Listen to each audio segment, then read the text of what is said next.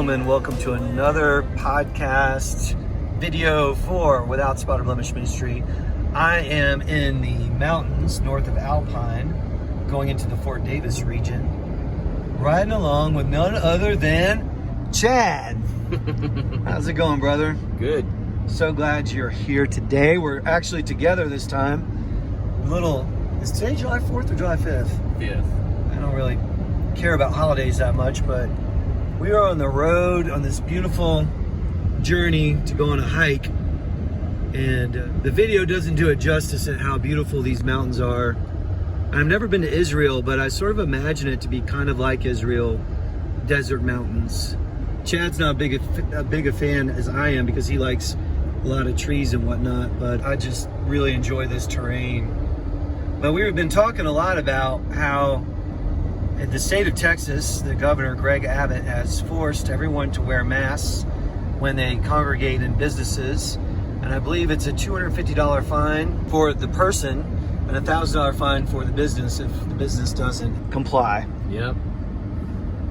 And it's funny, they're doing it all over the state, and even in small communities like this, they even closed down Big Bend. There is more space to spread out and not go near people than anywhere on earth. According to roadtrippers.com, Big Bend is one of the most remote and least visited parks in the country. It usually sees between 325,000 tourists a year compared to the 10 million people who visited the Great Smoky Mountains or the 4.8 million who visited the Grand Canyon. This is basically nothing. There are pros and cons to visiting a park this remote. There are less amenities for sure, but there are also fewer people, and you can see hardly anyone on hikes, if anyone at all. When I was there twice, I would go on hikes and not see anyone. I would actually be singing as I hiked through the mountains because there's bears and mountain lions, and I wanted them to know I was coming, so I would sing as loud as I could because I was so alone. You could see we just passed the first car. We're not in the national park though, but we're still in the Big Bend region, if you will. We just passed one car, and we went to a restaurant for breakfast today where they only allowed 2 tables out of, what would you say, 30 tables? Probably, yeah. How does a business like that make any money whatsoever when they can only allow 2 of their tables to be occupied at a time? It was ridiculous, and for the guy, he was so nice, but I can't imagine, how ridiculous the whole thing feels, and he's got to tell everybody you have to wear a mask. Yeah, you have to wear a mask even at the table, which is adverse to what I was realizing in the town I'm in. They wanted you to wear a mask just to get from the door to your table. Once you got to the table, to take the mask off. This guy's saying once you get to the table, you got to maintain wearing the mask until they serve food to your table. How ridiculous. Exactly. And I had coffee already. I was already served as I walked in. Yeah, Chad brought his own gourmet coffee in there, and he made himself. And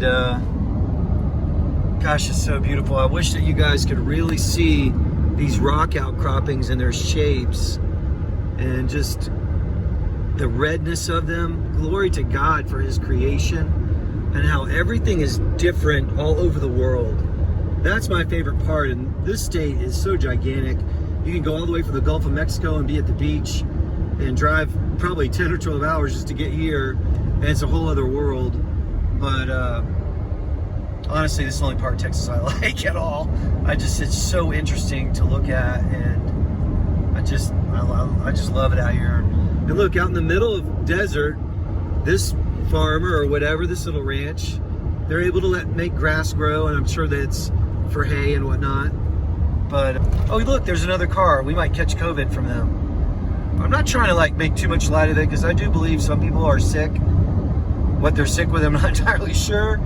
But getting back to Chad's discussion, it's just amazing that what they're doing in the smaller towns where there's very few supposed cases and 1 or 2 people may be dying, and they've lied so much about comorbidities contributing to deaths or assigning COVID to the death of a person that may not have died from it, that it's just so hard to believe. They've gaslighted us so much, Chad, that even if something is real, we're so gaslighted that everyone thinks they're crying wolf, and we're all skeptics now.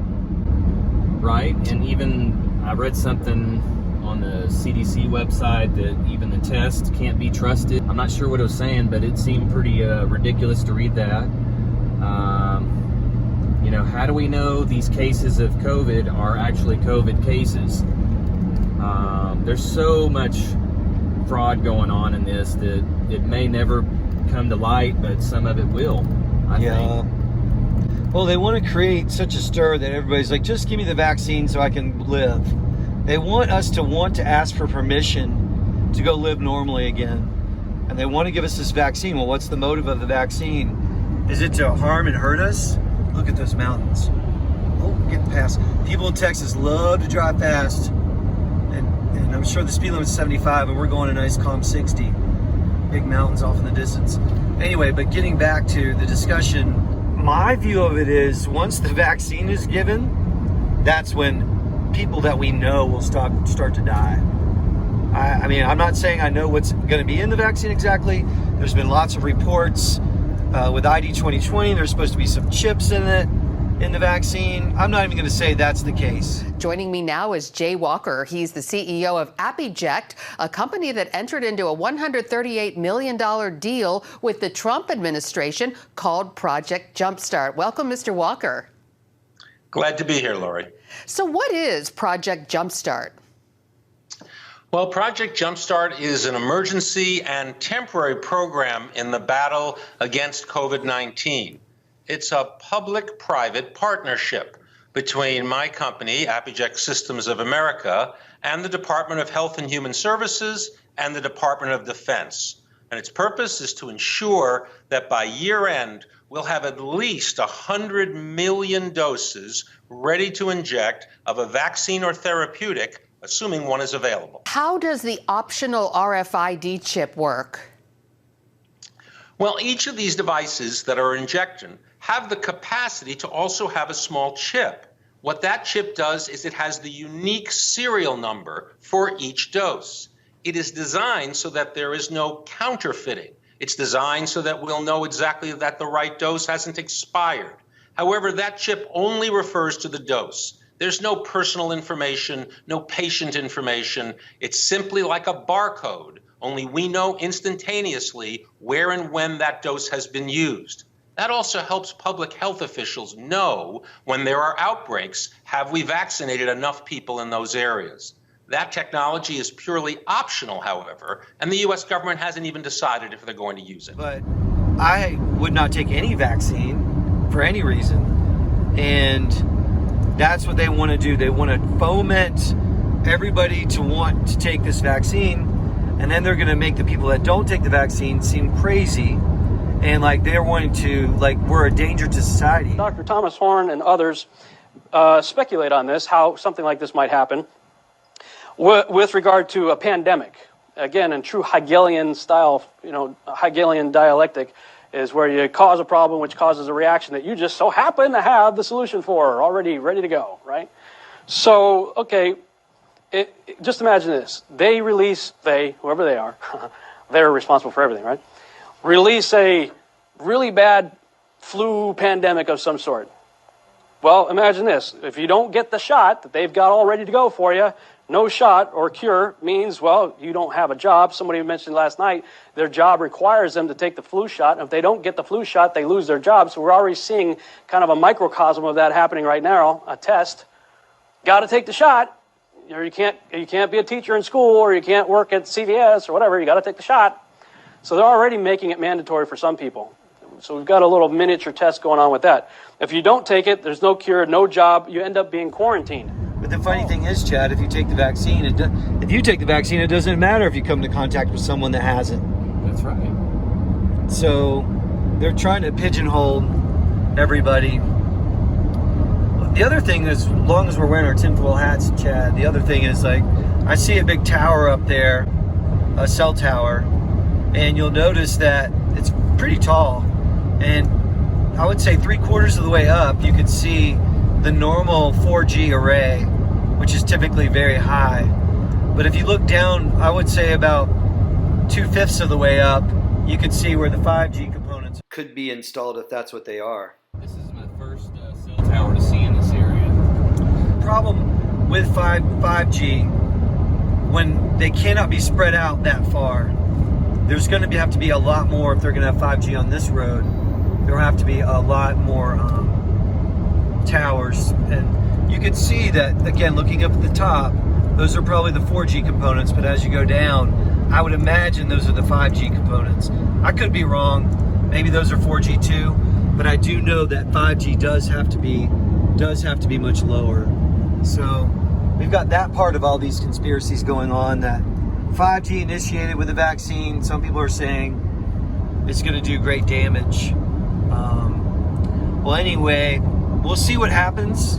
We'll see if this video can stay out. But there's enough people, Chad, that are talking about all this now, and they're not taking their videos down. So I'm not too concerned about that. But it's all conjecture on our part. I'm not saying that I know exactly what they're doing, but nothing that they're doing do I actually feel good about.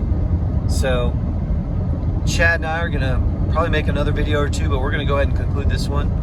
And I want to thank you for joining us again on our journey into the mountains of the Big Bend region, Fort Davis area, on the Without Spot or Blemish Ministry podcast radio. What you doing in your sitting room? You're talking to me, I'm talking to you.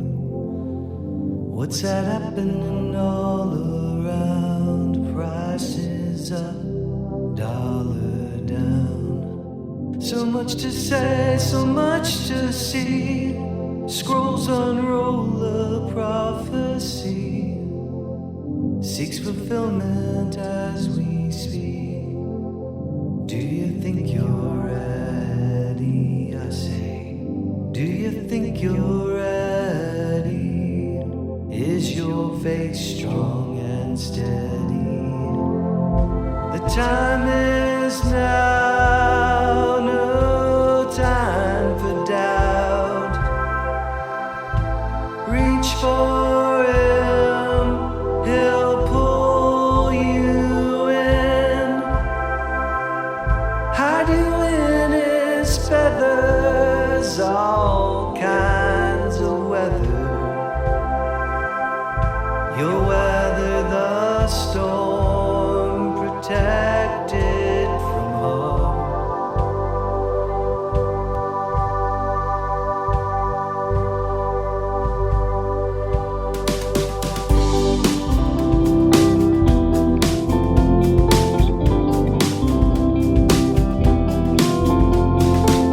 They're trying to snatch up the whole world. Global government does unfurl. Ripped straight from the Bible, it's gonna start a revival. Unlock a man and a beast, controlling lives most and least. You better follow after the Lord, away from the beast and the whore. I say, away from the beast and the whore. They'll steal your life and so much more. The time is now, no time for doubt. Reach for him, he'll pull you in. Hide you in his feathers, all kinds of weather. You'll weather the storm, protected from harm.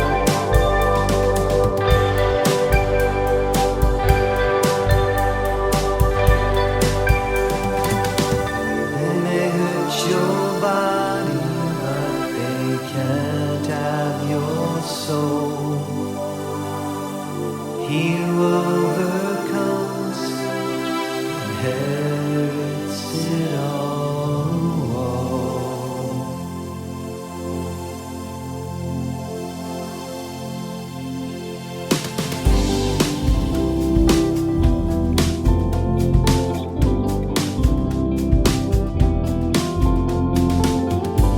Religion can't and won't save.